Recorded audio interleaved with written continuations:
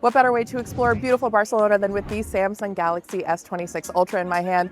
I've been using this phone for a couple days, so let me take you around the city as I show you some of my favorite new features, including, of course, the privacy display. This is All Things Mobile. One of the most important features with any new phone, but especially when you're traveling, is the camera. The Galaxy S26 Ultra has a 200 megapixel wide angle, 50 megapixel ultra wide, 10 megapixel 3x telephoto, and 50 megapixel 5x telephoto camera. And then you've got that 12 megapixel selfie camera. This can now do a better job of taking pictures of natural skin tones and textures and colors, even in various lighting conditions. Now those specs are the same on the S25 Ultra from last year, but really where those improvements come in is again through software and of course AI. This might be a feature that you have heard a lot about. It's called horizontal lock. And what this does is it keeps your footage very, very, very steady. So when you have this feature enabled, even if you tilt your phone completely around, that horizon stays very, very steady. Look at how stable that horizon is, even as I'm literally flipping my phone all the way around. So if you're running or walking, or if you're just really clumsy or holding a camera straight, then this feature can help you out. There's another feature that's a little bit more mundane, but it's honestly one that I'm very excited about. If your gallery feels very scattered, if you have a hard time finding that QR code or that screenshot, there's a new feature within Gallery that will categorize the different types of screenshots. So you'll have a folder for boarding passes or QR codes or chats that you've screenshotted, so you can hopefully be able to find those things more quickly.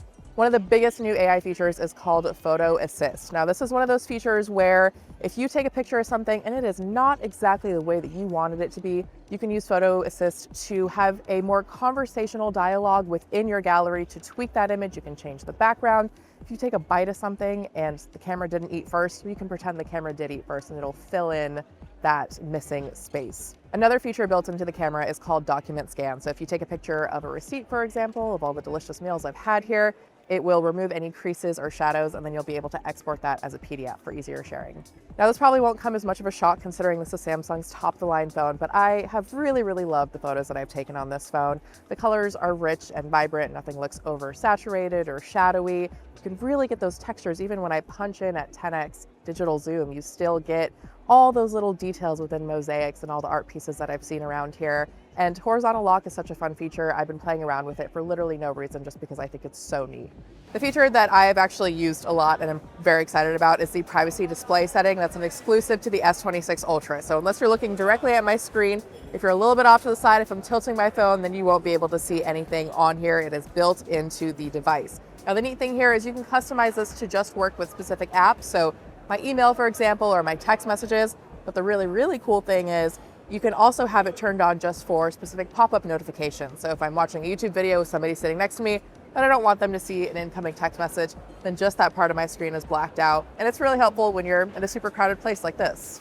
Barcelona is a city that is well known for its art and design. So let's talk about the art and design of the S26 Ultra. Because Samsung swapped the titanium frame from last year's model for an aluminum frame this year, this phone is a little bit lighter. It's 214 grams versus 218 grams. It's also a little bit thinner, 7.9 millimeters versus 8.2 millimeters on the S25 Ultra. And I can definitely feel the difference. I mean, it's a very incremental change, but when I first held this, I was surprised that it was the Ultra and not the Plus. I had to kind of just make sure. So it's a very nice feel to not have it be super weighty or beefy. Now, I have not been doing any battery tests because I am clearly traveling internationally and have been data roaming, so stay tuned for my review on CNET.com for more on that. But I am looking forward to hopefully having a battery that can last me well over a day. I'm also really glad that this has 60-watt charging. Samsung says that should get you from 0% to 75% in half an hour. So ideally, even if I do need to quickly charge before I head out the door, I won't have to wait too long for that. Like the rest of the S26 series, the S26 Ultra is available for pre-order now and goes on sale March 11th. So I want to know, do you plan on buying the S26 Ultra? Is there a feature that you're really excited about? Let me know in the comments and be sure to hit like and subscribe for more on All Things Mobile. Thanks for watching.